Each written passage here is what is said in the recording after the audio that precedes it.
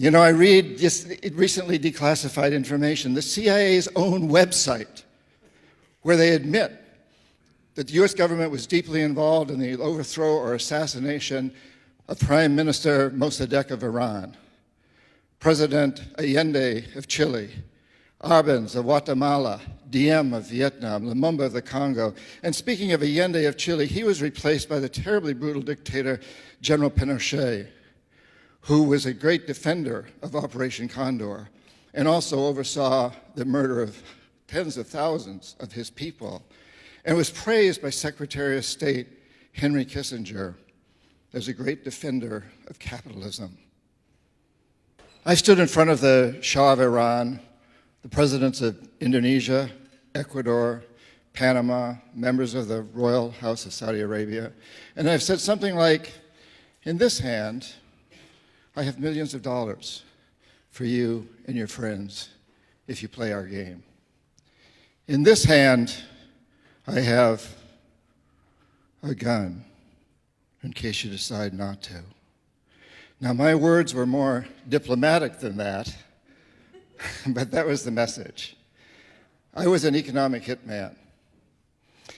And we economic hitmen have created a new global economy, really, a form of capitalism that I call predatory capitalism. I would go to countries with resources our corporations covet, like oil. I'd arrange a huge loan to those countries from the World Bank or its sister organizations, but the money wouldn't actually go to the country. It would go to our corporations, Bechtel, Halliburton, Brown and Root, familiar names, to build big infrastructure projects in those countries and incidentally make huge profits in the process. They'd build power plants and industrial parks, things that would benefit a few wealthy families in the country, the ones that own the industries. But the majority of the people would suffer. They would be left holding a huge debt they couldn't repay.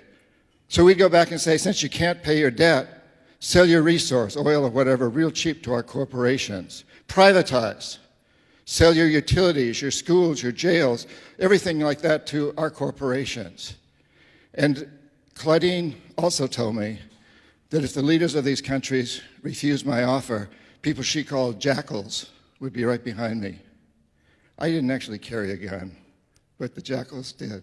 My first assignment was in Indonesia, a country that had just ended a terrible civil war where more than 1 million people had been killed. It had a terrifying reputation. And I have to admit that when I arrived in Jakarta, knowing I'd be there for about 3 years, my knees were shaking pretty bad. My stomach was filled with fluttering butterflies. I had no idea what I was supposed to do. I was a very young man. I just knew that I was expected to produce a report that would convince the Indonesian government to build an extremely expensive electrical system, hiring our corporations to do it. Claudine had made it sound simple, even kind of James Bondishly romantic. But now I'm struck by reality, and I felt naive, ill-prepared, vulnerable. Fortunately for me, the winner of the Civil War, President Suharto, who was actually a dictator, wanted the projects that I was offering, and he also wanted CIA and Pentagon protection. And so every time I stumbled, and I stumbled often, somebody was there to pick me up. A government official would appear with an incredible report that would indicate beyond any shadow of a doubt that electricity was all the country needed to take off to huge growth. A Harvard-trained mathematician showed up with a mathematical formula that proved that if they just built this electrical system, everything would be fine. In the end, I produced a report that forecasts the need for electricity at an unheard of annual rate of 19%. Indonesia got its loan. Our corporations made lots of money, and I was promoted from economist to chief economist. It was quite a lesson. At that time, the Cold War was just really, really revving up. And Washington believed that Cuba was about to spread communism throughout the hemisphere. The CIA developed a program called Operation Condor to support right-wing dictatorships in Brazil, Argentina, Chile, throughout the continent. Jaime Roldos, president of Ecuador, democratically elected, and Omar Torrijos, head of state of Panama, strongly opposed Operation Condor. I was sent down to get them to change their ways. They wouldn't. They refused. Roldos was killed when his private plane crashed in what many believe was not an accident.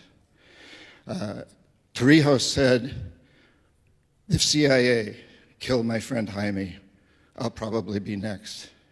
In less than 3 months, he died when his private plane crashed under very similar circumstances.